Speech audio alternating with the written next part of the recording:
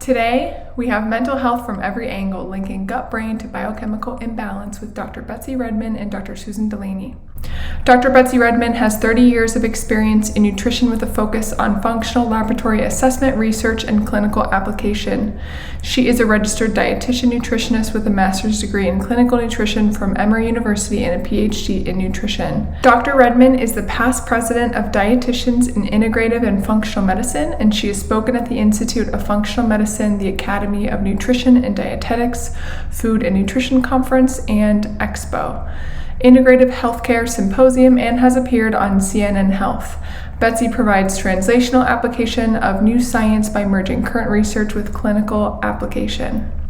Next, we have Dr. Susan DeLaney, who is a naturopathic doctor with over 3 decades of experience, practicing as a registered nurse for 8 years before graduating and specializing in homeopathy from the National College of Naturopathic Medicine.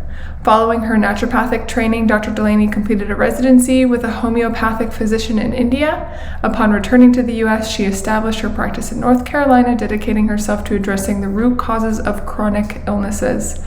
Dr. DeLaney has undergone advanced training under Dr. William Walsh, PhD, a pioneer in the field of nutrient-based psychiatry and biochemical individuality. She specializes in identifying and addressing underlying biochemical imbalances such as methylation disorders, pyrrole disorder, copper-zinc imbalances, and oxidative stress that contribute to mental health conditions including depression, anxiety, ADHD, and mood disorders. By incorporating targeted nutrient therapy based on individualized lab testing, she helps patients achieve long-term mental and emotional wellness. Here we go on mental health from every angle, linking gut-brain to biochemical imbalance. Hi, I'm Betsy Redmond with Diagnostic Solutions, and I'm going to go over the gut-brain connection, which is the two-way communication system between the gut and the brain. There are millions of nerves and neurons and actually trillions of microbes in the gut-brain connection, and that's going to play a pivotal role in both mental health and digestive health. So some of the key connections are the vagal nerve, neurotransmitters, and the gut microbiome. So this is a proposed mechanism of the pathways in the microbiota gut-brain axis. So anxiety and depression pathophysiology involves neuromodulation of neurotransmitters like serotonin, dopamine, norepinephrine, epinephrine or noradrenaline, as well as cortisol. So research suggests that disturbed gut microbiome can modulate brain neurotransmitters. You can see here that there's the vagal nerve, and that's going to come down into the enterocytes on the gut and hit in several places. We're also looking at the gut microbes because they can produce some of the neurotransmitters like 5-HT, which is serotonin, GABA, tryptophan, breakdown products beyond serotonin, histamine, and catecholamines. So research has noted that more diverse gut microbiota led to positive self-judgment and protection. So here you can see that the inflammation is a big part of that. So inflammation has been held as one of the major causes of depression, and in fact, it's been found that more than 20% of patients with IBD develop depression. So next slide. So this is a really good article that looks at development and changes in the microbiota gut-brain axis over time, from in utero all the way to old age. So they look at all these different conditions, environmental factors. So this microbiome gut-brain axis is emerging as an important mechanistic link between diet and mental health.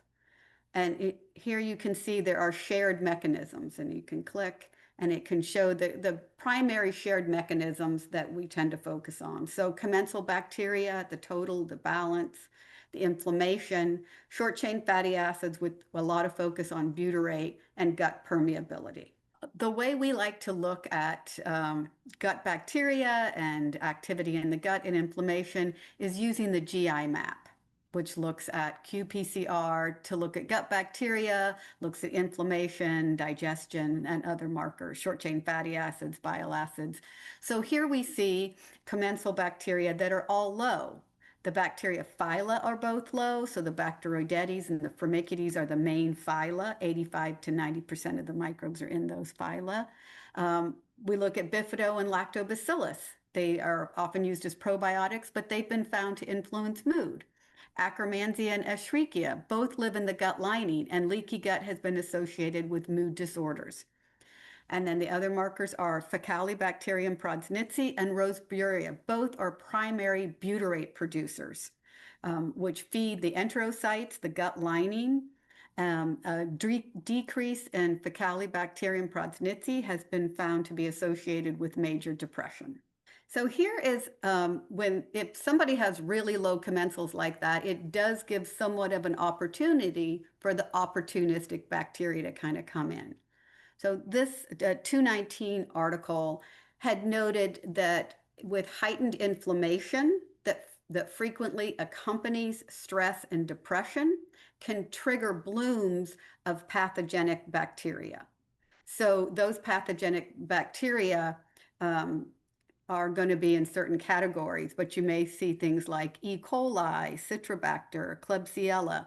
And so looking at these things can, these particular opportunistic or inflammatory gut microbes can increase the risk of depression. So we'd also look at calprotectin because that's identifies inflammation in the gut, and zonulin that's going to identify intestinal permeability.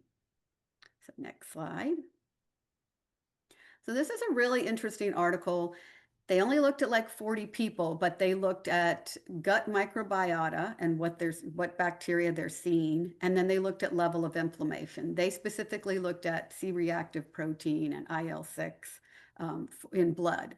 But they found that lactobacillus and inflammation may be differently associated with mood disorders via different brain mechanisms. So the underpinning self-judgment and cognitive empathy. So lactobacillus was more related to self-judgment, and inflammation was more related to cognitive empathy. So in future trials, they're going to look and see about the increasing lactobacillus in depression. So click. And the other thing that we think is important to look at is short-chain fatty acids. There's a lot of research in short-chain fatty acids and mood disorders. So there's two different versions of what you might see. So in this top version, you can see they have, a normal amount of short-chain fatty acids. But the percentages are off. So the butyrate percentage is low. In the bottom one, the total short-chain fatty acids are low, but the individual ratios are okay. So short-chain fatty acids are bacterial fermentation products. They come from the bacteria acting on indigestible carbohydrates or fiber. They get absorbed within the intestine and end in the blood. So you can see them in the stool or in the blood. Short-chain fatty acids are the main bioactive metabolite of gut microbiota, and they have been involved in several neuropsychiatric disorders, including depression. So they're also known to help with permeability of both the intestinal barrier and the blood-brain barrier. So the big ones that we look at are acetate, propionate, and butyrate, and they've been reported to exhibit protective effects on the intestinal barrier. And then butyrate itself has been positively associated with fiber intake, and there's several studies looking at the DASH diet, which is high in fiber. So next. Another area we look at is zonulin. So zonulin, you can see, it can get made by either reaction to gliadin from gluten, or certain gut bacteria can induce its production. And then it pulls apart these tight junctions that hold these cells together. So these are enterocytes. And it's a key regulator of these tight junctions. This is a simplified version of these tight junctions increasing, compounds coming into the blood and then impacting the blood-brain barrier. So microbial alterations can cause increased intestinal permeability, and the penetration of bacterial fragments and toxins induce local and systemic inflammation. And that can affect distant organs like the brain. And here you can see this is a pretty elevated zonulin. And this is a study looking at some other parts of zonulin. So this particular one you can see, they looked at plasma zonulin, but they looked at people with depression and anxiety, so the DEP, ANX. And theirs is significantly higher than people with no depression or no anxiety. And there is research looking at imbalanced gut microbiome members and different conditions and how it can increase zonulin levels. Okay, next. So I think when we're looking at gut and mood, it's sometimes helpful to see the most kind of extreme cases. So like bariatric surgery, what's happening there when you're changing the format of the gut? So bariatric surgery is known to affect gut microbiota, and that can play an important role in the development of depression and gastrointestinal symptoms. Low fiber consumption is an issue, and increased levels of fecal isobutyric acid can lead to inflammation. So when I'm talking about the isobutyrate, isocapriate, there are two types of short chain fatty acids. There's the straight chain, which is generally referred to as short chain, the acetate, butyrate, propionate. And then there's the branch chain, and they're generally going to come from protein fermentation of gut bacteria. That's then the gut bacteria will produce it by going after protein. Next. So another area to consider is when people are on antidepressants, you can see changes in gut bacteria. So you may see changes in specific bacteria, in diversity, and different antidepressants are going to have different impacts on the gut microbiome and distort those patterns. So for somebody on antidepressants, that it's going to have an impact, and you'll have to kind of read that picture in. When we're looking at the gut, we have three common dysbiosis patterns, and especially if you're new to looking at gut microbiome, this is kind of an easier way to get started. And we discuss it in our interpretive guide. We have webinars that discuss it, looking at the common patterns. So insufficiency dysbiosis, just not enough gut bacteria. Inflammatory dysbiosis, so some gut bacteria increase inflammation and some do better during inflammation. And then digestive dysbiosis. So if you have impaired digestion, you may have certain bacterial patterns that will stand out. Okay, so then going back to this proposed mechanism and pathway of the gut microbiota gut-brain axis. The gut contains the largest number of neurons outside the brain, with more than 100 million neurons lining the digestive tract. These cells make up what's now known as the enteric nervous system, or the second brain. And the concept of microbial endocrinology has been extended to include that bacterial synthesis of neurotransmitters such as catecholamines like dopamine, dopa, epinephrine, serotonin can play a role in the gut-brain axis, and that can impact mood. So a way we can look at these the catecholamine turnover products is to look at their breakdown products. So we use the organic acid profile, or OAP. It is a test that looks at over 70 organic acid. It looks at metabolic function, it looks at nutrient status, it looks at toxins, it looks at stress and moods, and microbial metabolites. So here we can see phenylalanine goes to tyrosine, tyrosine goes to dopa. Dopamine can either go to its breakdown product, to homovanillic, or it can go to norepinephrine and epinephrine, and their joint breakdown product is vandomanilic. can see that when dopamine, it can go to its breakdown product, which is homovanillic or HVA, and that's going to require MAO and COMT, but it can also go to norepinephrine and epinephrine or noradrenaline, but that's going to require copper. And you can see that you're going to need copper there. So a pattern where we see very high homovanillic and very low vandavanillic can identify that there could be a copper issue. So sometimes people aren't getting enough copper. Sometimes people are over supplementing with zinc, and zinc can push down that copper. So when this ratio of homovanillic to vandavanillic becomes elevated, that can be an issue. Okay, next. When I'm looking at HbA levels, they can become depleted with altered gut bacteria, especially in people with depression. And so if you're looking at HbA, it's been found to be associated with roseburia, which can promote the abundance of bifido, and bifido can help in the production of homovanillic or HVA. So in some animal studies, they've given, bifido, roseburia, and HVA in mice, and that's been helpful. So it's important to look at the whole picture. Look at the bifido, look at the roseburia, and then look at the breakdown products of DOPA, which is homovanillic. So next. Another breakdown product that we look at with phenylalanine and tyrosine is phenylacetic acid.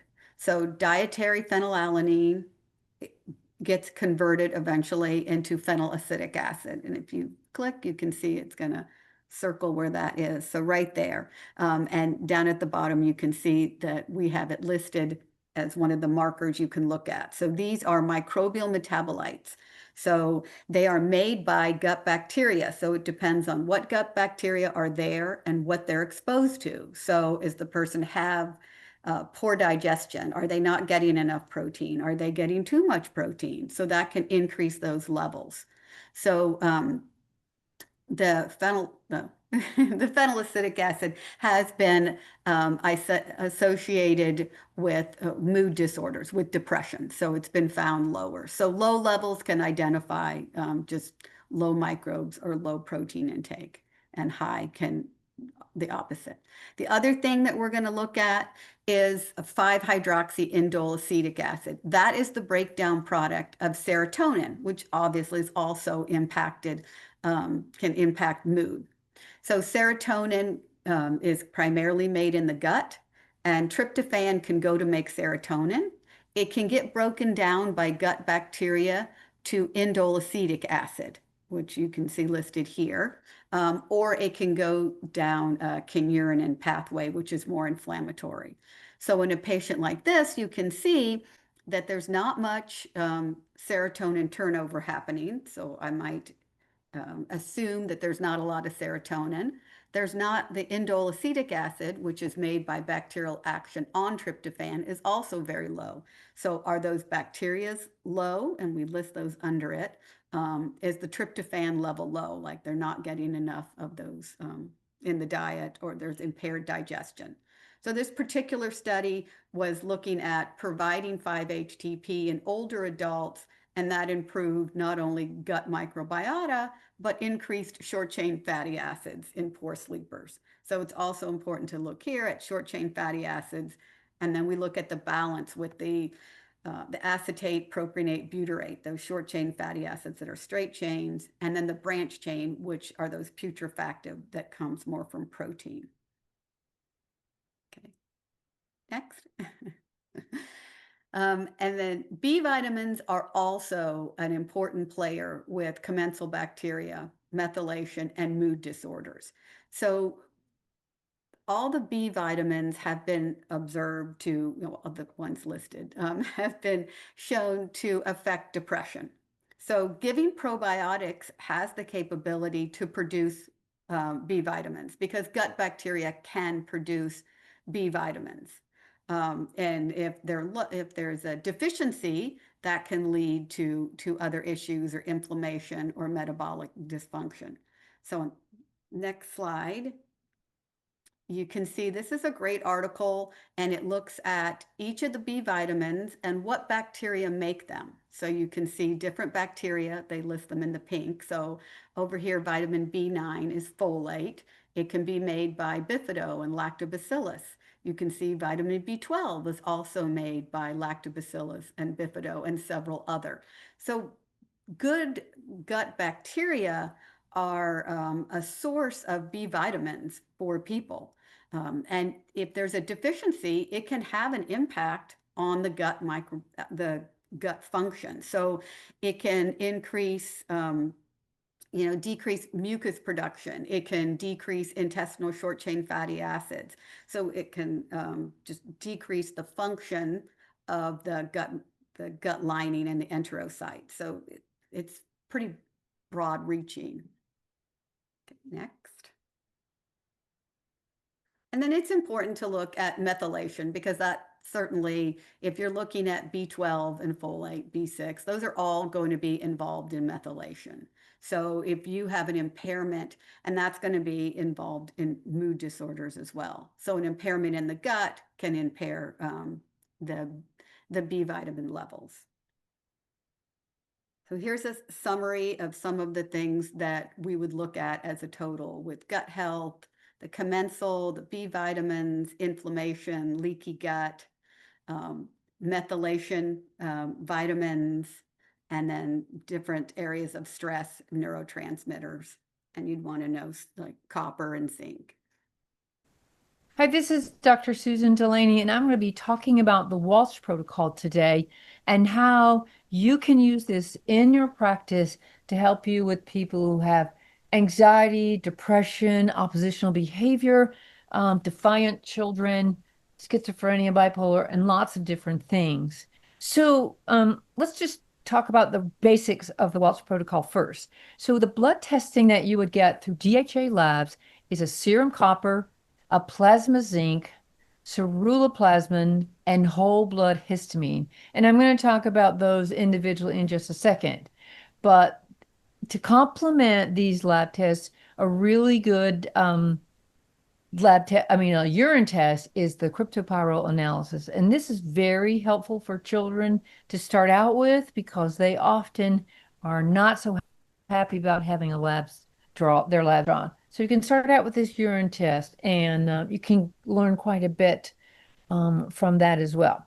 To complement these tests, the Walsh Protocol blood testing, you'd like to do a complete metabolic panel, which looks at someone's cholesterol, their liver, their kidneys, and it's sort of basically looking to make sure, is this person healthy in other ways?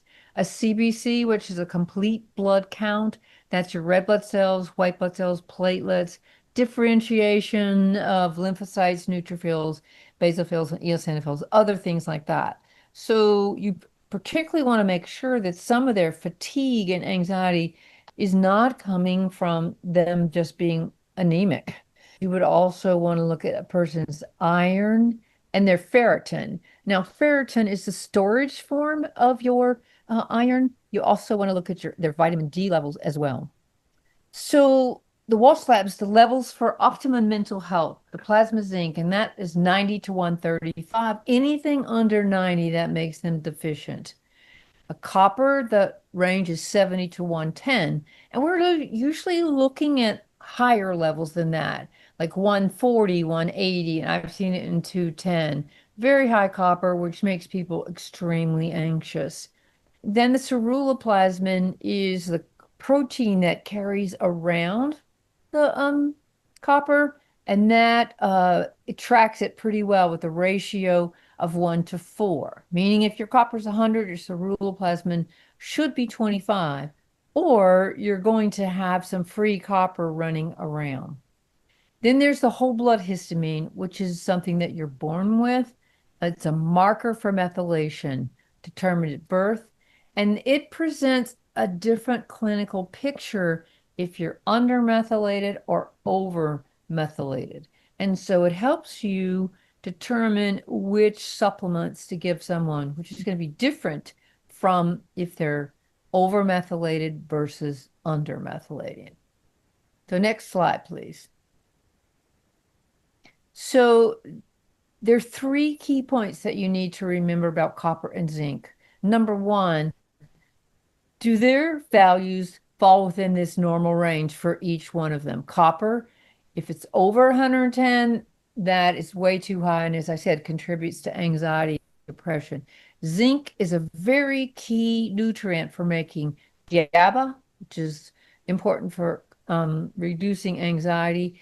All the serotonin, SSR, I mean, for the serotonin, dopamine, it is a nutrient constituent. Okay, so if you have a low zinc, which Dr. Walsh says 40% of the people he tests have a low zinc, poor diet, and also poor agriculture. So we're not getting the same nutrients that we need before.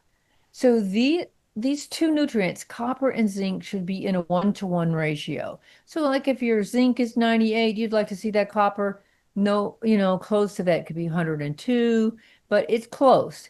But when you see a zinc of 70 and a copper of 120, you have a problem there. And that's problem that is the second issue that I'm talking about is a ratio of copper to zinc. So you want to, again, have those as close as possible. Otherwise, you're going to have a lot more anxiety and depression. So you can do this on your own, divide your copper by zinc, and that will give you that ratio. Okay. And then the third thing is this copper bound and unbound to ceruloplasmin. Again, the ceruloplasmin is the protein that carries around the copper. So this story comes from Dr. Bowman, and she says, think of the copper as the school children and the ceruloplasmin as the school buses. So at the end of the day, you send those buses to pick up the kids, and there's not enough buses to take them home. So you have to leave them overnight at school. Now, that would never happen, but that copper is considered free copper because it's unbound, and free copper children pull out the internet, they break the windows, they have spray paint the building. So you can think of that as oxidative stress. Free copper gives you oxidative stress on your brain. So again, if that copper is 100, you like to see that ceruloplasmin around 25. Okay, next slide. Now, a whole blood histamine, as I said, is that marker at birth. And the reason it's important is it helps determine which type of nutrients you will give to your patients who are depressed, anxious, bipolar. So normally most people, and Dr. Walsh says about 70% of the people, 70% of the people are normally methylated. Okay, so that range is 40 to 70. And undermethylated people are levels that are greater than 70. And that's about 20% of the people, 20 to 22%. And overmethylated levels are when someone is under 40. And that only represents about 8% of the people in this country. So I call them my special clients because they need a whole different nutrient protocol based on that. They do not do well, overmethylated people, on SSRIs. And some of you may have this experience where someone within 1 to 2, 3 days, they have to stop them. Those are possibly overmethylated people. They could just be sensitive to it.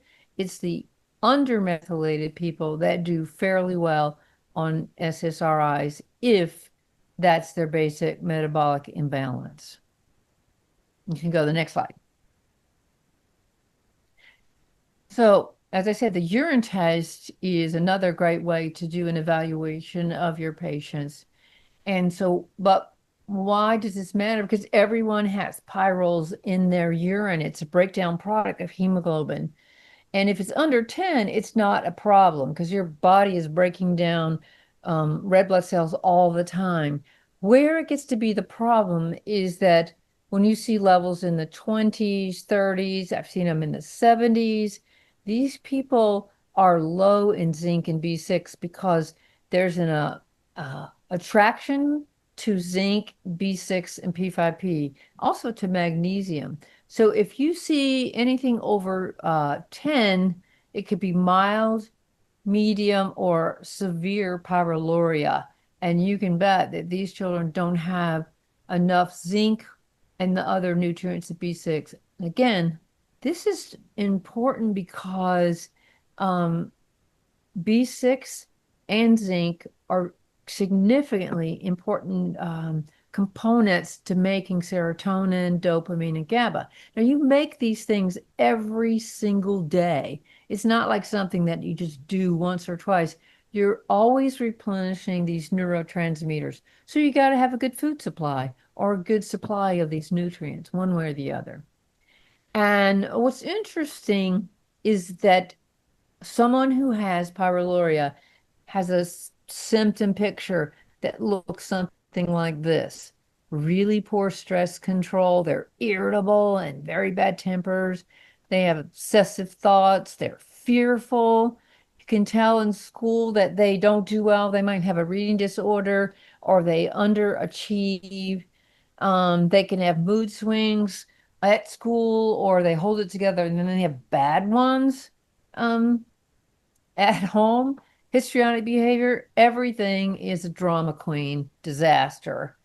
They can also have a history of severe depression and they tend to stay up late, poor short-term memories, which doesn't help their learning as well.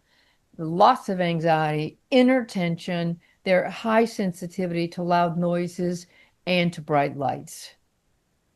Next slide. So again, here's what you need. The zinc supports dopamine synthesis and the receptor function. Zinc enhances serotonin production and transporter activity. And then copper, it helps regulate the dopamine to norepinephrine conversion. And what happens if you have a very high copper, then you shunt that dopamine over to norepinephrine. And so now you have a low dopamine level and higher norepinephrine level because of the high copper. And that makes people extremely anxious. And dopamine is the feel-good hormone. And that's why people go, I think I'm just going to have chocolate because and sugar, and that makes their dopamine levels go up. You can also do it with alcohol or drugs. And that's what people are looking for, that reward, that dopamine thing. So you don't want low levels of that. And P5P, which is the active form of B6, is a cofactor in the synthesis of all these things. And so instead of just giving GABA, instead of giving, precursors to serotonin, then you need to give these nutrients that help you support and make these things. Next slide. So Dr. Walsh uses a protocol to address these deficiencies. And if you're on a desert island and you can only take a few things, your three things would be zinc, B6, and P5P. Fortunately, most people don't live on a desert island, so they can take vitamin C, vitamin E, which are very great antioxidants. And your brain is on fire, and with inflammation, and these two things will help modulate that. Also, biotin and evening primrose oil are things that we use if the pyroluria is very high, like in the 50s. Next. So let's do this little case study. This is about a 7-year-old male and pretty bad time. These parents are struggling. He has OCD. He doesn't tolerate no. He has a tantrum very easily. And in his gut, he's terribly constipated. He does have that light and sound sensitivity, oppositional defiant, strong-willed, and he has some of the other symptoms that you might see in a pyroluria kid, which is the pale skin. They like to stay up late at night. They're night owls. And they also cannot stand eating breakfast. So you will see these attention problems in these kids as well. So the mother was an estrogen dominant female. So it's possible that she passed on a copper metabolism disorder as well. So let's look at this child's blood chemistry. So his copper is 119 over the 110 levels, okay? And his zinc is clearly low, and it should be 90 to 135. So what I tell people is that if you're trying to make a cake, your recipe calls for 6 eggs. This kid has 3 eggs. To make that cake, you can still eat it. It's very gooey, but you can't make layers, you can't ice it, and you can't put wonderful things on it. And some of these parents and kids understand that. So he's very low in zinc and very high in copper, which is not a 1-to-1 ratio in this situation. And the ceruloplasmin, you can eyeball this instead of using a calculator and go, his copper is over 100. So his ceruloplasmin should be over 25. It is not. So there you can see that he has free copper as well as a high copper, which is not so high, but the free copper is pretty high. His cryptopyrroles are 26.5, which probably accounts for the lifelong depletion of zinc. Could be his low, poor diet as well. And then he has a severe GI map. Next slide. So you can see these things on the advanced metabolic protocol from DHA Labs. And you can see that on one side of the panel, they're what they call LabCorp reference ranges.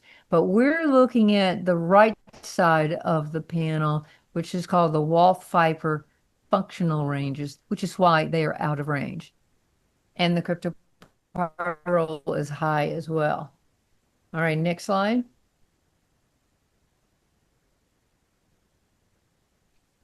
So let's take a look at this kid's poor GI map as well.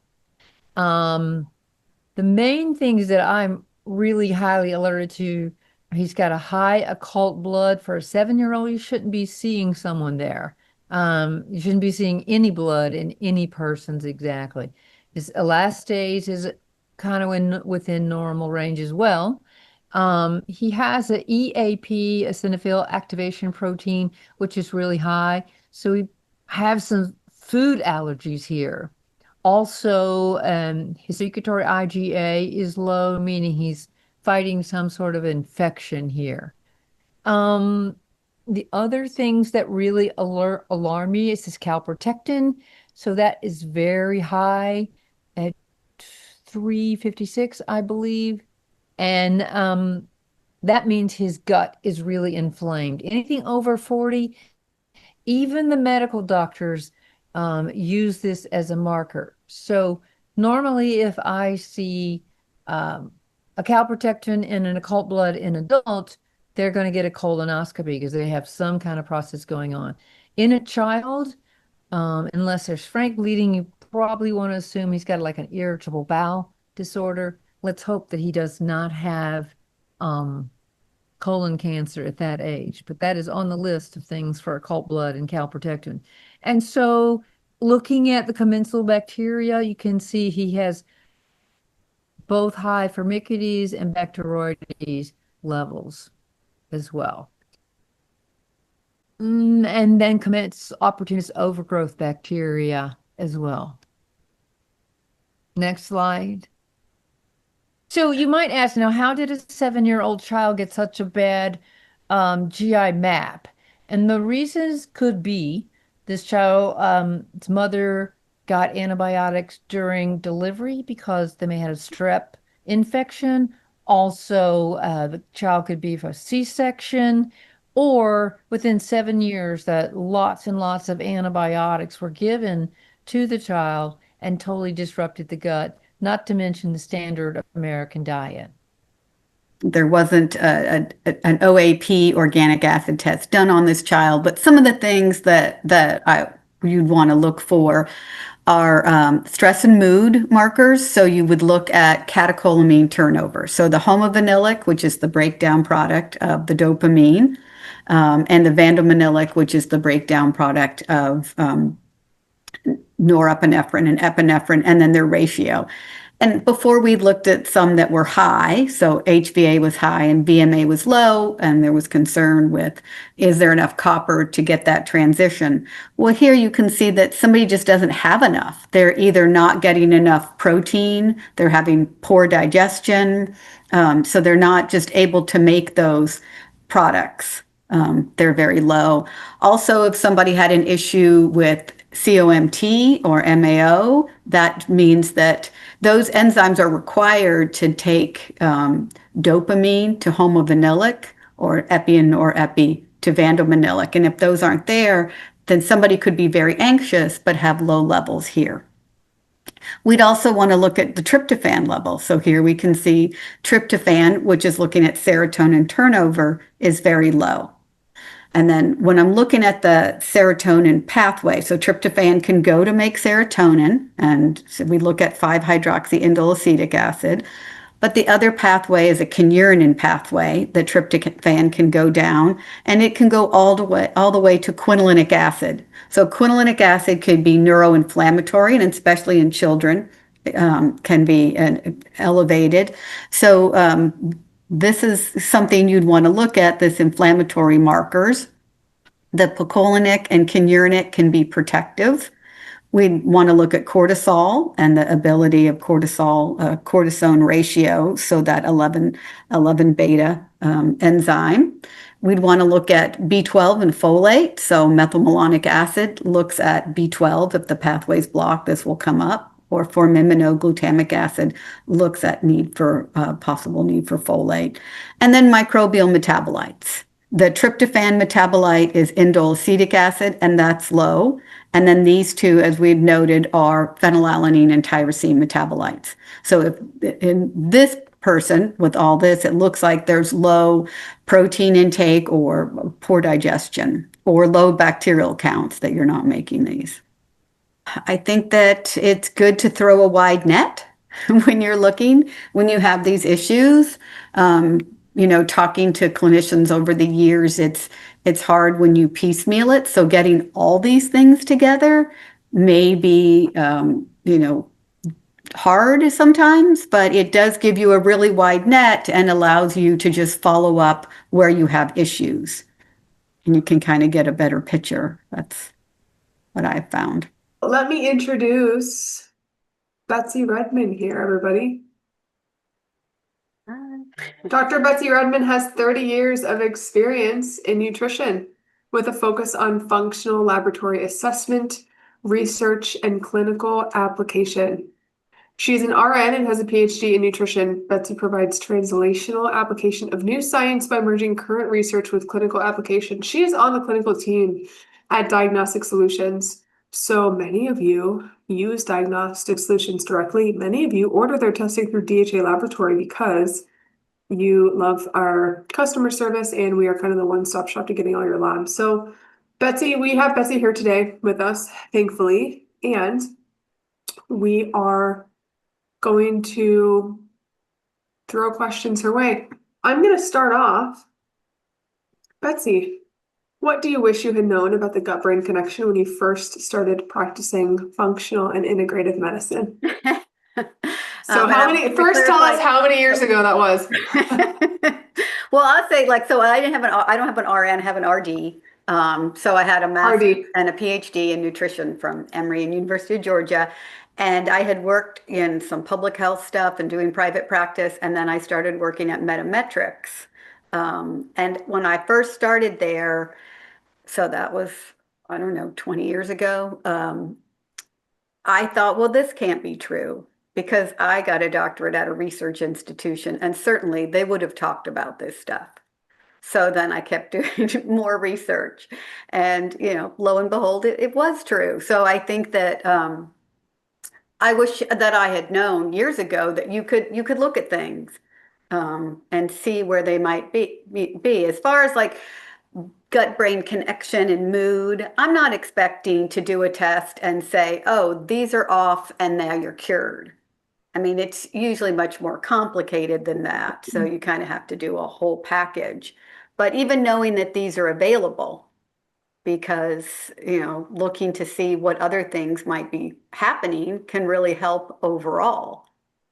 Even if, you're going to start medication, looking at this stuff can be helpful. Certainly.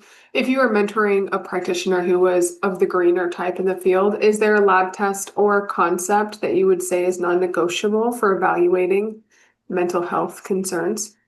Ooh, I mean, we've always said, throwing a wide net is really helpful, but whittling that net down can be hard because there's so Sure. many, that we talked about some neurotransmitter breakdown products, and that's really helpful.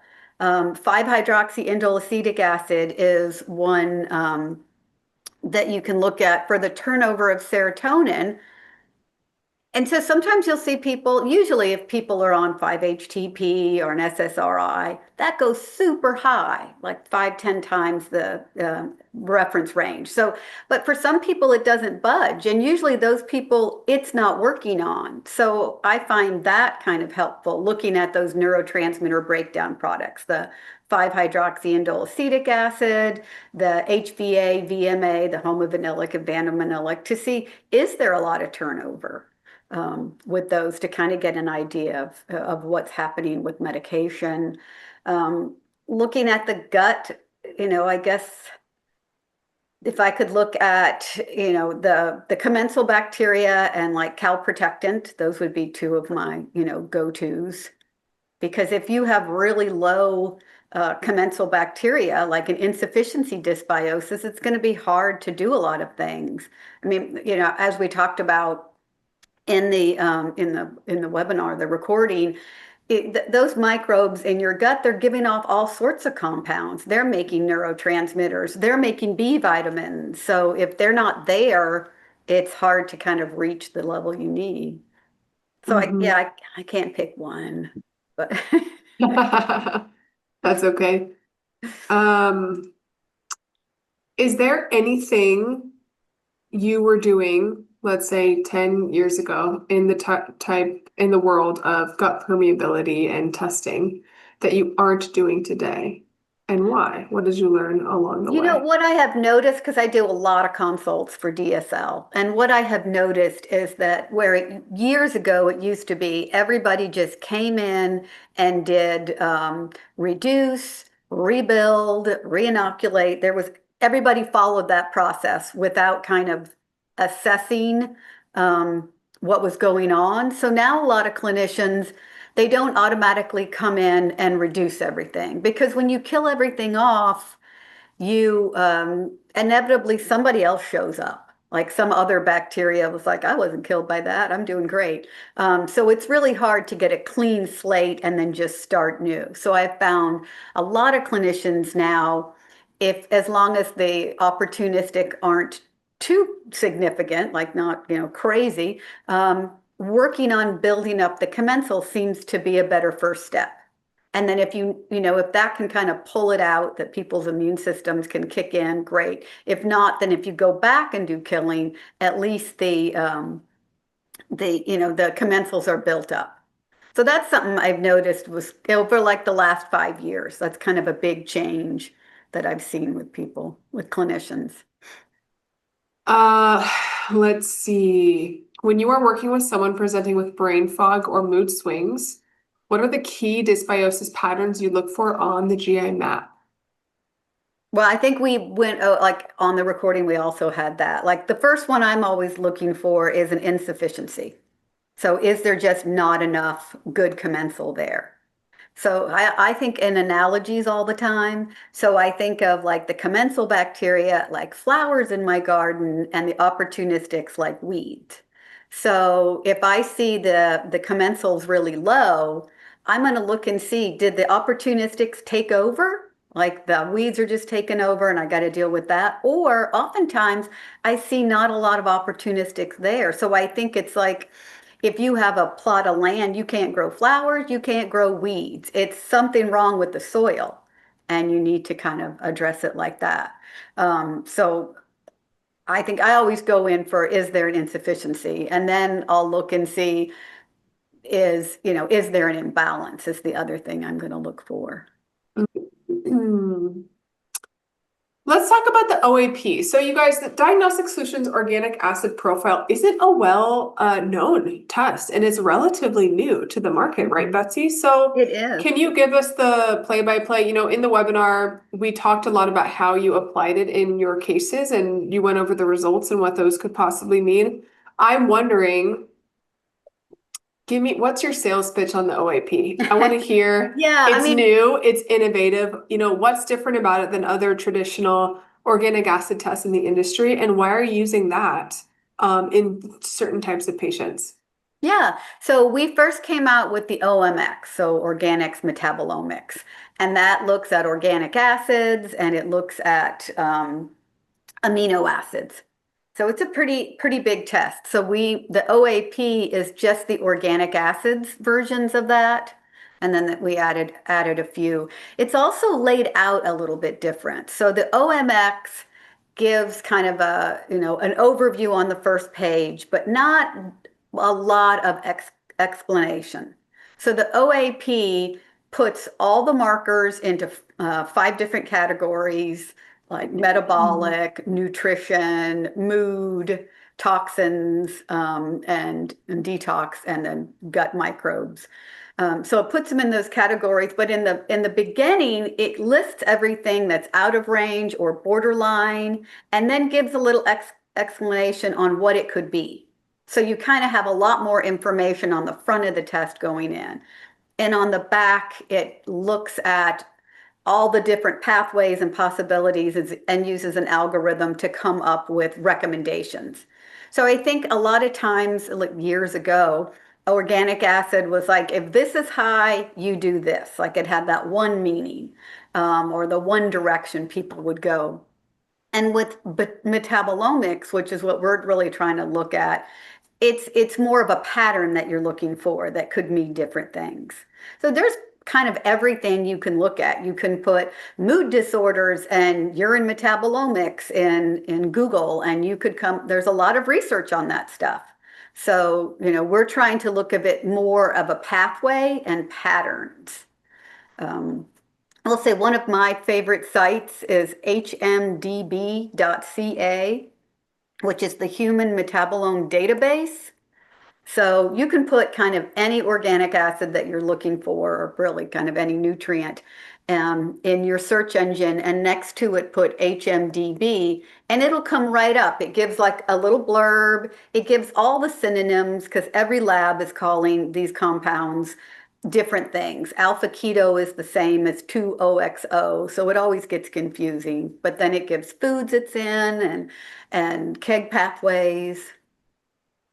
So that's pretty long. It's a long elevator ride for that one. That's okay. It sounds like the OAP is a more comprehensive approach, and that you're really seeing patterns and not taking just, one elevation here, one low marker here, and applying it. How else is it different than the GI map? I'll be transparent, a lot of our providers love the GI map, and that's great. I'm sorry, not the GI map, the OAT test. So how is the OAP, how is it presenting differently than the OAT test that our providers love so much? It's very similar. There's a lot of the same markers. So we're just kind of putting it in different groupings, and looking at things with like the metabolic section. We still look at the Krebs cycle, and glycolysis. We look at probably more beta oxidation issues. So we look at a lot of the same things. We might just look at it more in pathways. So our interpretive guides have all the pathways written out, especially if you're looking at the OMX. It's, got all the pathways from like tryptophan all the way down, or phenylalanine all the way down. Excellent. Okay, we've got some really great questions coming in. You guys keep the questions coming. Let's start off with Dr. Gamble. How do we make this more accessible to the masses financially? We get this question every single webinar. You guys, you are fighting the good fight. It is tough. You know, functional lab testing is not a cheap option. DHA does try and make our costing options the lowest possible test costs for you guys. And we offer HSA and HRA at every single order. So that is a way that patients can help if they have that option. But otherwise, it's not covered by insurance pretty much any time. So do you have anything to add, Betsy? How do we make this more accessible to the masses? Oh, I don't know. I don't know. Yeah. Smaller, more targeted panels might do it because they are coming out with things, different articles like we looked at this organic acid and we found these 4 markers are related to this diagnosis. So it might be an easier way than going through some big diagnosis. I think if you do accept insurance too, it makes it harder to like offer a sale or those kind of things because you can't really discount things. Sure.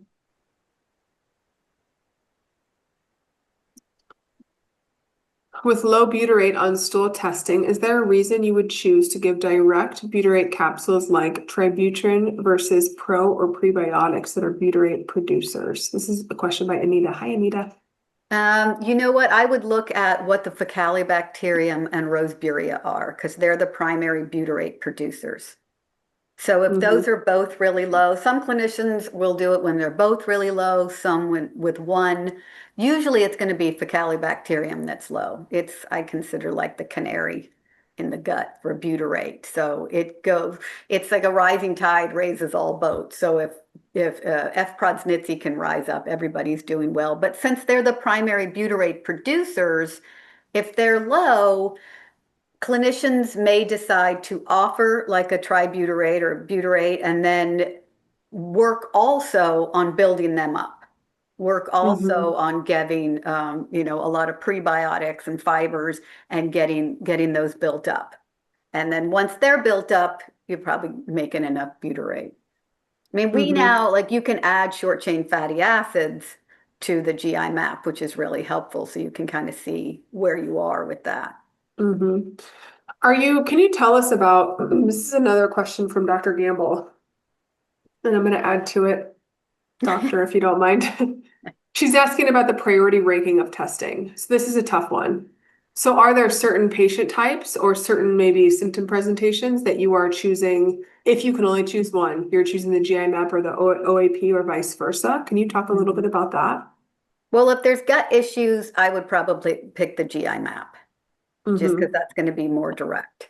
The OAP has, like the last section, has microbial metabolites.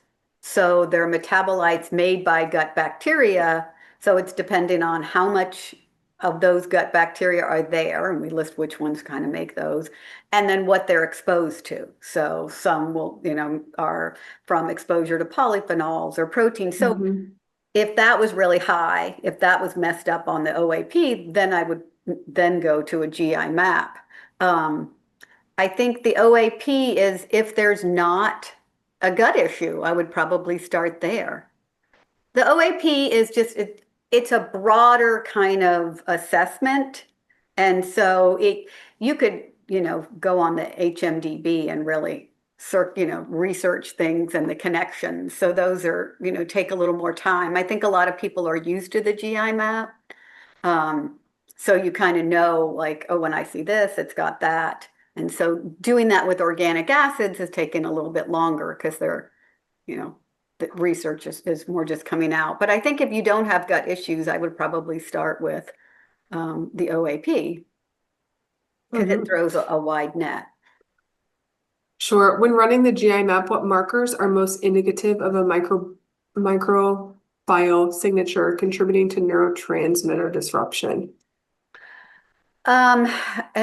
I think we talked about some of those, like, I'd look at lactobacillus and bifido. I would look at certainly F. prodsnitzi. It's in a lot of mood disorder studies where they'll, look at mood or depression and they'll look at the gut and it's always like F. prodsnitzi's low. So that one's, regularly low in mood disorders. And so when I'm looking at that, I'm also going to look at Roseburia.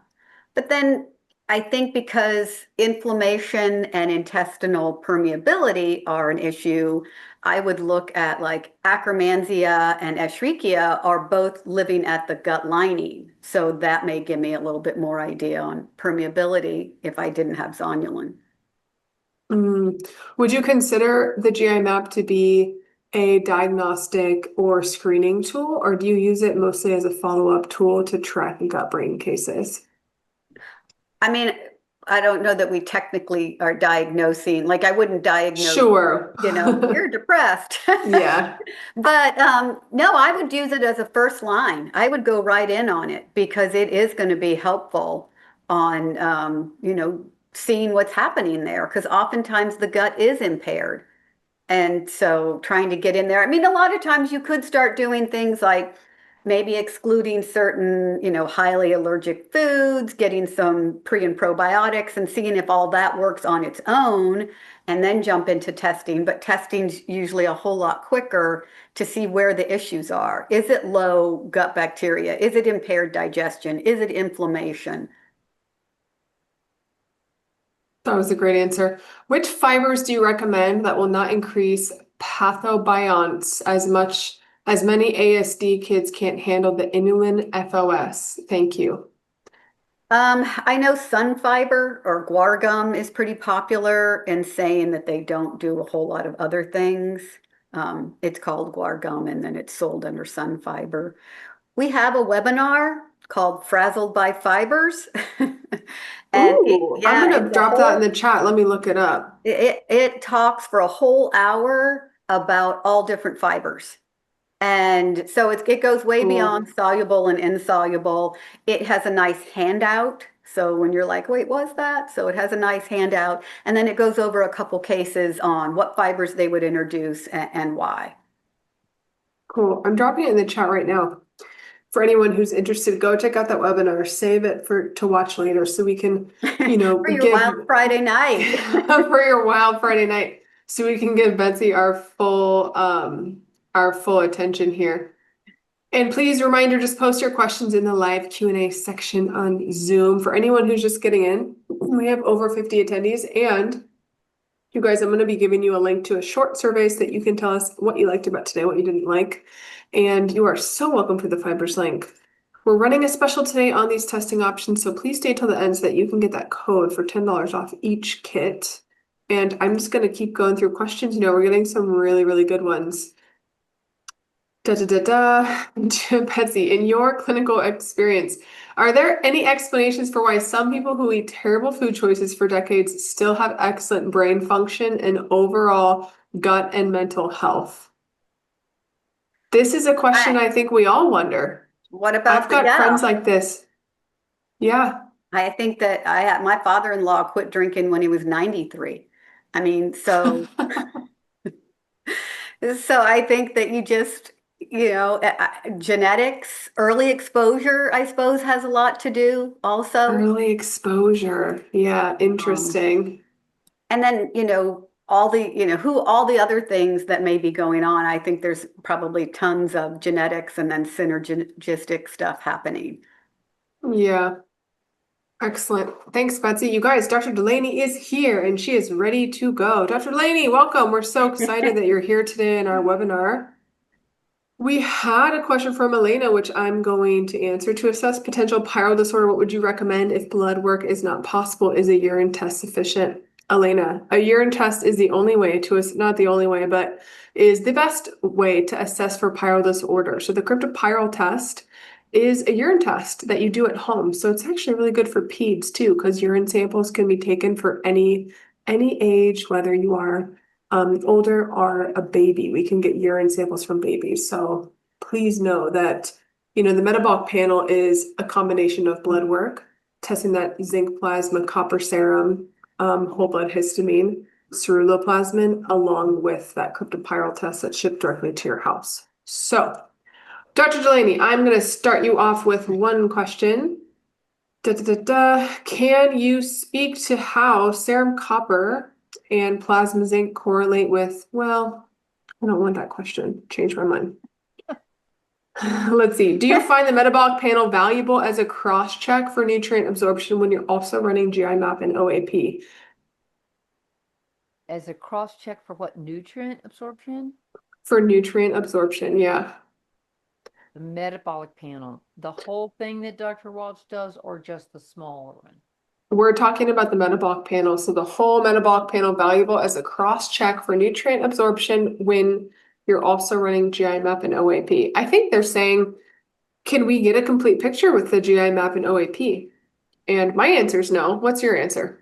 Well, the metabolic panel actually looks at how your organs are functioning.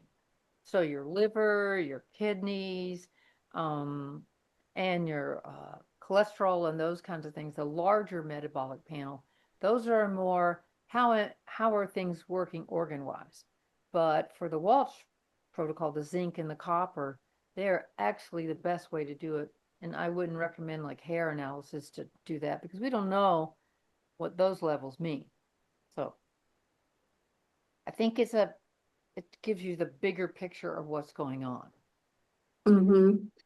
This is a great question for the both of you, and I'm going to comment on it as well. Amanda's asking if you could recommend any course or book for a newly trained medical doctor or DO to take in order to learn about the gut-brain connection / nutrient therapy. What course would you recommend? Amanda, I'm going to drop the Walsh Research Institute's URL in the chat because they host, Dr. Walsh himself hosts 2 brain chemistry courses a year, and he's also doing an ADHD and behavioral disorders course, I think twice a year as well. Right now, he is the godfather of functional psychiatry, one of the most well-known researchers who started all this stuff. Yeah, Dr. Gamble, book Nutrient Power. I know it's on my desk over here. It's just like buried under, 1,000 papers and receipts. So here we go. Here it is. Yeah, so Nutrient Power, Dr. Walsh is a really good starting place when it comes to looking at nutrient status. It's literally called Nutrient Power, Heal Your Biochemistry and Heal Your Brain. And that's what the presentation was all about. You guys have already dropped the webinar replay link in the chat. If you click my link tomorrow that I'm going to email out, it's going to have the webinar replay and then this live Q&A tidbit on the end. So you can always review the webinar replay again at that time versus doing it right now and trying to do both. So yes, Dr. DeLaney, you go first. And then Betsy, we want to hear from you too about, what good training resources you might recommend to our attendees today. Well, what I was going to say is my understanding is that Dr. Walsh is going to do a webinar on antioxidants and brain health in July. Cool. And I don't have that information. I went to the website to check it out, but when it's going to be held. But I think it's for the general public because he's got a new book coming out in August, and he wants people to understand about antioxidants and brain health because oxidative stress causes a lot of mischief. It's mischievous in our brains. And we are having nutrient deficient diets. In fact, there's a epidemic of scurvy that's going along, and that's just vitamin C that people aren't eating fruits and vegetables. So that's my recommendation to check Dr. out. DeLaney, did you just say that we're seeing scurvy? Yes, I did say that. Can you talk more about that? It just came through on MedPage Oh my that gosh. it's increased. This is not supposed to be happening in 2025, you guys. What? Keep going. I believe you. Please tell us what you know. This is the juice, you guys. This is why you come to our webinars because we have the leading, most brilliant researchers and scientists and clinicians that you could ask for. It just has to do with people eating processed foods. Sure. 75% of the food that people are eating is processed. And that is the problem. It just doesn't contain nutrients. It's highly refined. It uses processed oils. I mean, people don't understand you can get fat soluble vitamins from eating real fats like ghee and butter and avocados and olive oil, avocado oil. You don't get those vitamins from processed oils. They're denatured, they're taken out. And then you add sugar on top of that, and that's the basic diet for 75% of the US population. So that leads to diabetes, obesity, all those things. And it's kind of no surprise. Only 1 in 5 adults eat 5 fruits and vegetables a day. So 1 out of 5. It's worse for children. So kind of no surprise, really. Okay, wow. There, you guys, we have 55 people live today. 1 out of 5 of us is eating enough fruits and vegetables. Dr. DeLaney, is it you? Am I eating I, five fruits and vegetables? yeah, Yes. I want to know. You are, Betsy? I'm definitely, I'm beyond the 5. Yeah. I don't know if I am right now. Are we talking 5 or are we talking 5 servings? Well, it's Sir. 5, and that's only like a half a cup for regular fruits or vegetables. If it's dried, it's only like a quarter. I Sure. bet you Okay. do. It'd I be, do. Okay. Oh, I definitely do. I was thinking 5. I was like it's, 5 yeah. vegetables a day, 5 servings. Yeah, absolutely. I have that no problem between, having to scarf down my my huge dinner every night after chasing a toddler all day long. Easily done. Okay, you guys. Dr. Delaney, could you please just try and talk just a little bit louder? People are saying they're having a hard time hearing you. It's probably because Okay, I is that scream, and any so better? I'll go it's down yeah, below that's my speaker. yeah, just go. Yeah, if you could talk closer to the mic, that's perfectly fine. Okay. Um, okay, excellent. Thanks so much. We are going to continue with the questions. Do you consider bacteroids and bacteroidetes commensals? Are their abundance come with cognitive improvements, do you think? Should I be concerned because they are gram negative? Basically, please share your insights on bacteroids. Bacteroides? Yeah, so Bacteroides. yeah. Yeah, I mean, thank you. are you thinking more like the Bacteroidetes, like the Firmicutes ratio? That also may be, Yeah, it was a live question. If you check the live Q, and sometimes when I ask the questions, it gets a little wonky. So I think they're worried about the abundance of bacteroides and bacteroidetes. I mean, I Yeah. think whenever you're looking at the report, I would look to keep things in balance. So, when things are way out of whack, I'm not expecting every report to be like right down the middle and, look perfect, but I want to see like a balance on those. So I want to keep, you know, I don't want them too low on the end, but some of them, they're going to be at different levels. I'm doing a poor job of explaining that. But so I'm generally, when I'm looking at values, I'm looking at the exponent before I'm looking at the actual value. Mm-hmm. So Gotcha. I don't want it to be like 2 or 3 times the, orders of magnitude higher or lower. Mm-hmm.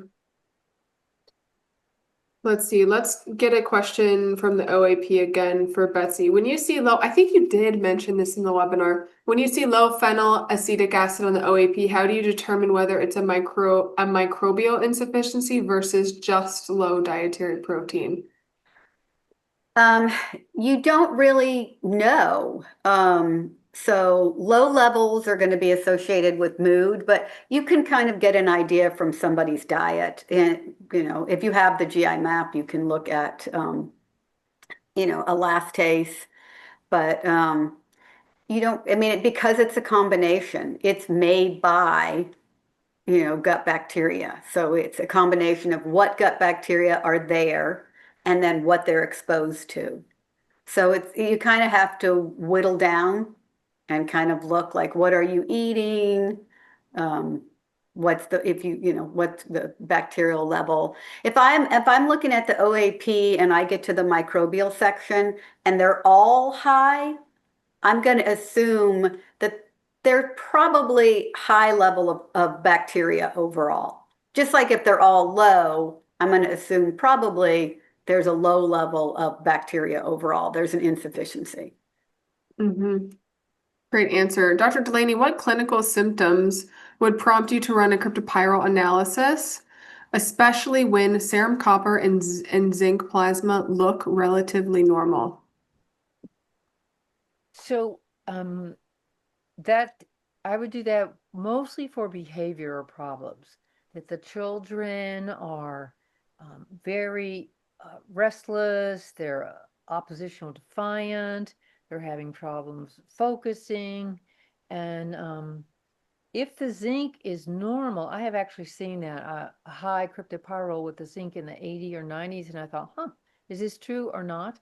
But I would go with the cryptopyrrole for mostly those behavior problems.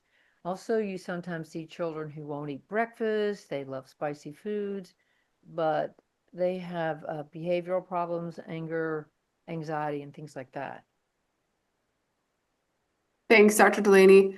I'm dropping in the chat right now a link to all of our past webinars. I was going to try and find the slide to show you exactly the presentation of pyrrole disorder and what really triggers that. But please go watch Dr. DeLaney's webinar on ADHD. And she also did one on addiction. And the addiction piece came in the second half of the webinar. The first half is just everything you could ever want to know about pyrrole disorder and testing the cryptopyrrole quantitative urine analysis.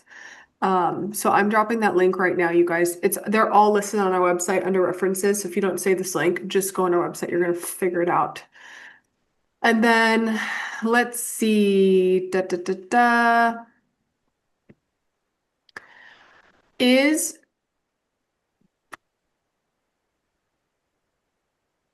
I'm trying, sometimes these questions are hard to understand.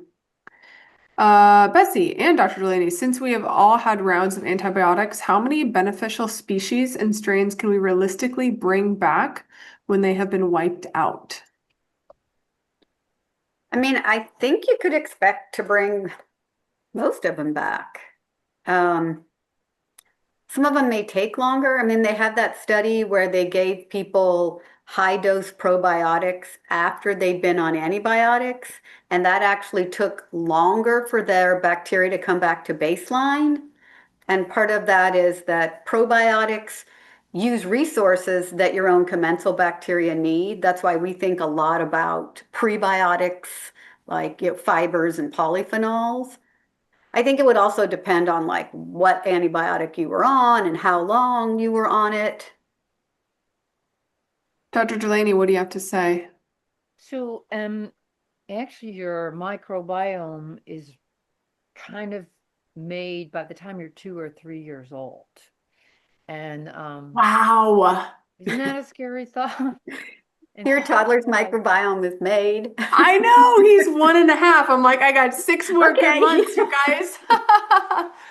Well, it's really important because now in some places they're thinking about, oh God, C-sections, that they're not getting their mother's microbiome. So some nurses are going in there and swabbing the mother's vagina and then swabbing the mouth of the child, because then they get that bacteria that they miss coming through the canal. And so that exposure, and also when the mother is pregnant and she's getting antibiotics, that changes it as well. But it's really important that that's when that is sort of built, and then it doesn't really change that much. I mean, antibiotics will kill certain things, but just like Betsy was saying, it wants to return back to its normal state. So, If tryptophan is in the kynuric pathway and affecting serotonin production, does it show in your test? Oh, so in the OAP, I'm assuming. Yeah. So, I'm assuming that as well. so Yeah. tryptophan has 3 main pathways it's going to take. It's going to go to serotonin, and that breakdown product is 5-hydroxy indolacetic acid. It can be, gut bacteria can act upon it and make indoles. So we look at indolacetic acid. That's one of them. I'm sure there's somebody getting their doctorate on indoles because there's quite a few of them. Or it can go down the kynurenine pathway. And that is the main pathway. About 95% of it's going to go down the kynurenine pathway. And so that's a pretty big pathway. Its goal is to go all the way to quinolinic acid and then go make NAD. So we look at several of those markers. We look at 5-hydroxy, so you can see what's that pathway like. We look at indolacetic acid, so you can see what that pathway's at. And then we look at the 5-hydroxy, the picolinic, the kynurenic, which are kind of more neuroprotective, and then quinolinic acid. So we look at several aspects of it. The OMX is going to look at actual tryptophan and kynurenine. So if you want to throw a wider net. Great answer. You guys, we are running out of live Q&A questions, so please keep them coming. I have a couple more up my sleeve. This is a really cool question. It's anonymous too. Dr. DeLaney, this might be for you.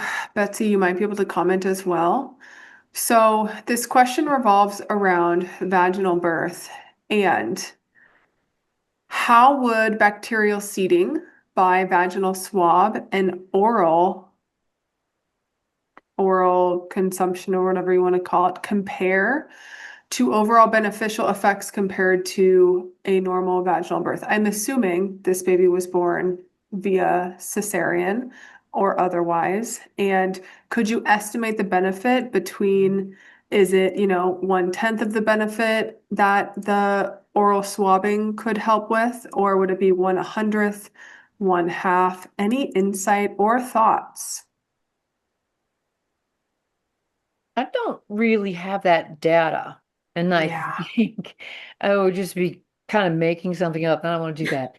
But they are discussing that this has benefit to the child, especially because it's born in a hospital, gets exposed to all of those bacteria, and the closer it can stay towards its mother and breastfeeding and getting that bacteria, I feel like it has healthy benefits. But that would be something great for a microbiologist to look at.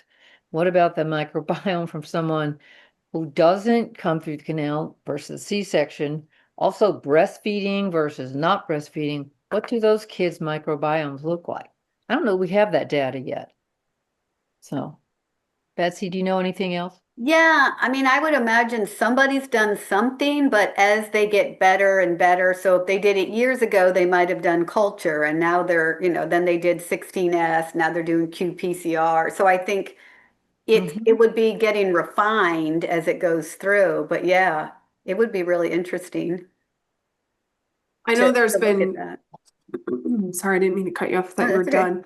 I know there's been a lot of, not a lot, but some clinical research on microbiome diversity in twins and how the first twins microbiome is diverse. And it was, you can't quote me on this. This was a lecture given by the old owner of Microbiome Labs. I went to like a Microbiome Labs seminar, and he was presenting on this, and I'm not going to say the number, but I was astounded. And it was larger than, they had a larger than a 50% difference in microbiome diversity Ooh. just from the first twin to the second twin. And I just sat Well, there you and would thought, this is imagine also amazing. That is how, wild. like, if they're fraternal or identical is going to make a big difference.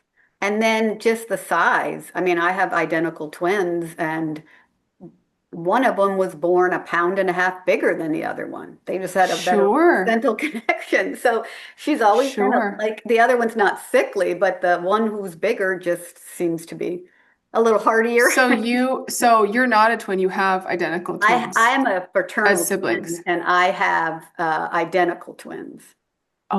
So you have identical twins. I have identical twins that I knew when Wow. they were older, like out of college, that they were identical. I assumed they were fraternal because they were different in size, their placentas were on different parts of, Sure, die. and Yeah. so, and then we did a test and it's like they're the same. Okay, sounds like we need more research. Whoever wants to spearhead that, you just email me, Caitlin@dhalab.com. I will You help you know, out. there's a difference in the microbiome on your left hand from your right hand. They're not the Oh my same. gosh. Oh, I Amazing. guess, yeah, you're right. If you're I believe right-handed, you're it. doing everything with your right hand. Yeah. Yeah. Or left hand for the Yeah. left-handed people. It's very different. And so the dentist told me that there's even differences in the microbiome between different teeth.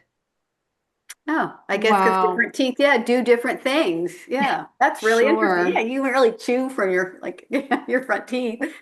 I'm going to put this in my email tomorrow so people open it and read the recording. We talked about microbiome diversity in vaginal health, teeth, and hands. Spicy stuff. Some people have a question by Anita. Hi, Anita. Some people have negative digestive reactions when starting prebiotics, even at small levels. do you ask them to push through, or are certain types of prebiotics that better for sensitive, or are certain types of prebiotics better for sensitive individuals? Great question. I mean, I would say that when I think of prebiotics, I'm thinking of fiber or polyphenols. Those are kind of the two big categories. And people tend to handle polyphenols a little bit better. So I know there are certain like Designs for Health makes like phytobiome and it's just concentrated polyphenols. So there are other companies that make those. So sometimes those are a little easier to handle than introducing fibers. And then with fibers, certain like sun fiber, which is guar gum, is supposed to be like low FODMAP, so maybe less impact than like an inulin or FOS. So those are the things I think of, and just starting lower and just building up. Dr. DeLaney, any thoughts? I don't really have too much information, but I do know that certain people just do not tolerate fibers very well. It actually aggravates them. I Yeah. don't have enough experience in trying to figure that one out. So I think looking at gut bacteria could help too, though. So if you have really low commensals or a lot of opportunistic, that may just be like you're feeding the wrong bacteria. mhm. So, Also, I tend to go a lot with fermented foods. And if people don't want to take a pill or something, there are different kefir and kombucha, things like that. Or particularly, I like pickled okra and just really good pickles and sauerkraut. And I believe think it or that, not, some children love sauerkraut. yeah, I think that's a My, great idea. Yeah, I was going to say the journal Cell a few years ago did like a study of different pre and probiotics, and they said don't forget, fermented foods. You just want to get them cold fermented and not on the shelf because they don't have the bacteria. Yeah. yeah, I had my child, sucking the juice out of sauerkraut, sometime between like 6 and 8 months old. I knew he wasn't going to be, chewing sauerkraut with no teeth, but, something I put on his plate so he could mess around with it and get a taste for it and get, what he needs to get from that. So very cool stuff. Mike has a good question. Have you encountered the most prevalent neurological issues associated with anxiety, particularly in relation to opportunistic dysbiosis of Morganella spp?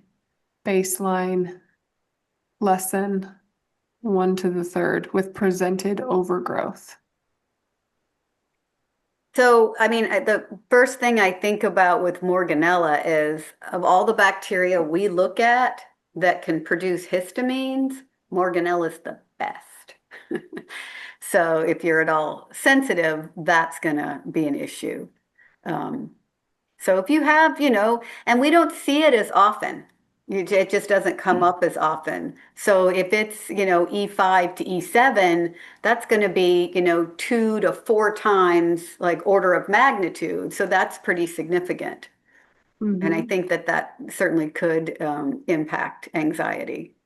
Could both of you, I want both of you's take on this. Mike asked as well, are there any commonly observed pathogenic bacteria or opportunists that cause mental health issues besides the insufficiency dysbiosis? Meaning, if there are two markers or two pathogens that you're seeing, you just immediately think, okay, this is fundamental in what's going on mentally. Is that out there? Dr. DeLaney, do you want to go first? Because I don't often do the GI map for my clients, because it's expensive, I have a lower economic clientele, I will do the Walsh testing first. So I can't make that real comparison to, oh, these bacteria are related specifically to a mental health issue. But I do try and clean up their gut if it's there, but I don't have that data. I will say, though, that it's about a urinary tract infections in women. I don't know if people understand this, but if a woman, an older woman, okay, starts to have psychiatric problems, the first thing that the nurses check at the psychiatric ward, I mean, we're talking serious, is do you have a urinary tract infection? So we know that bacteria in an older person, particularly women, can lead to psychiatric symptoms. And so, and there's a variety of them that are there, but I don't have that much knowledge about the two specific ones, and Betsy may be able to answer that better. Yeah, I mean, I'd still probably look at pattern. I'm sure that there are some research out there looking at, specific bacteria, and that information's always, coming out. If they're inflammatory, I know in the back of our interpretive guide, we have the bacteria that are histamine producers, that are LPS producers, kind of looking at those kind of traits. But there's not one that I right off the bat think, oh, definitely that's going to be, anxiety. Mm-hmm. That's great, you guys. Da, da, da, da. With PANS, PANDAS, and other brain affecting infections, what kits would you most highly consider ordering? And what would you be looking to confirm on those tests? Ooh. Dr. DeLaney. So again, I'm going to do the Walsh protocol, looking at all those markers, urine cryptopyrrole, also the blood markers, and just in general. Those are the ones I use primarily. Yeah, so we're looking at the zinc plasma, copper serum, ceruloplasmin, and whole blood histamine, which is the basic metabolic panel. And then you can go metabolic panel plus advanced metabolic panel, and they kind of include more and more markers that give you that full picture. They all include the cryptopyrrole analysis, though, which is crucial for finding out if we are with high affinity binding to B6 and zinc, which are crucial for neurotransmitter production and synthesis. So please, you guys, I'll post my videos link again. Our past webinar videos are all listed on our website, and you can learn more about this testing there. And the webinar replay from today's webinar is live, so you can watch it if you haven't watched it already. We only have 3 more minutes, so I'm not going to get through all of these questions. Dr. DeLaney, I want to ask you a question I asked Betsy before she got here. I said, what are you not doing today that you were doing 10 years ago in practice? Gosh, that's interesting. I just came up with this question on my own. I don't know how. Not doing today. Oh, that's a hard question, really. Well, let's just say I'm doing more of the Walsh protocol and using those labs, not just for mental health, but sometimes I check for zinc for people's hypertension, for anxiety, skin problems, and sleep, difficulties with sleep. So I do that protocol added into my homeopathic work and botanicals as well. So. Leslie has a good question. Could you speak to the importance of gluten sensitivity testing and mental disorders without gut symptoms? She describes a client case. She has a client with anxiety and occasional panic attacks, low commensal bacteria in the GI flora, and which disappeared when she put them on a 90-day gut healing protocol, but reappeared once they stopped the diet and only continued with supplementation. So, what do we say about gluten, you guys? I say yes, it has a big effect on some people's mental health. And in the 1950s, they did studies with schizophrenics in the hospital. And if they took them off the gluten while they were in the hospital, they were released in half the time than the other patients who were not. And Dr. Walsh includes this in his his little panel, that 4% of the people who have schizophrenia have a gluten sensitivity. And I have a patient who's schizophrenic, and that was really true for him. He reacted to it. So yes, it's definitely a part of it. And you don't have to have GI symptoms.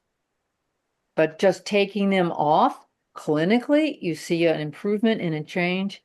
And I'll be honest, is it just the gluten or the modified gluten that we've done to it, modified wheat, or the glyphosate? I don't think we have the answer to those questions, but we just know staying away from it is a huge improvement on people's moods and ability to function better. Mm-hmm. Betsy's That's a going great. yes. Yeah, no, I'd agree. Yeah, and we tend to use, like in the States, a harder wheat that has more gluten. We tend to proof ours for a short amount of time, our bread, where in Europe they're going to proof it for like 8 hours and that's going to break down. But yeah, the symptoms can vary so much. I think that stands out, like if somebody has actually celiac and you realize they had weird symptoms, like they'll say, my only symptom was, something you wouldn't expect. Um, the other thing I think of with wheat and gluten is gut bacteria. When we're looking at opportunistic, the Pseudomonas aeruginosa is one of the bacteria we look at, and it secretes an enzyme that will break down gluten in a way that your immune system is like, what is that? And goes after it. So you don't have a reaction to gluten, or that person may not, but the way that the aeruginosa has broken it down makes you like react to it. So it's almost the same thing. Mm-hmm. I think that's a really great place to end. The last question we got, which labs for helping our fellow ladies with PMDD where there is a brain mood piece changing throughout the month and when to run labs? I'm going to shoot you again over to our video section of DHA Labs website. Dr. Bowman presented an incredible lecture on the copper hormone connection. She doesn't just talk about copper. She talks about fertility and pregnancy and what women do and how our monthly, cycles change and all that good stuff. I think that episode is going to tap into a little bit of what you're talking about, and it's a really good resource for everyone. So are all our videos on our website in the video section. I want to give a huge thank you to Betsy Redmond and Dr. Susan DeLaney. You guys, thank you so much. Clap, clap, clap. Everybody clap for them. We have a survey. I am going to send an email out tomorrow. We're running a special, so if you order an OAP or a GI map, you're getting $10 off either one of our kits when you order through DHA Laboratory. I'm going to send you the code tomorrow at some point, and please use that on your next order. This was a great presentation. I thank you both so much, and everyone is saying thank you, thank you, thank you, thank you. So Oh, happy to see you both. Yeah. Thank you.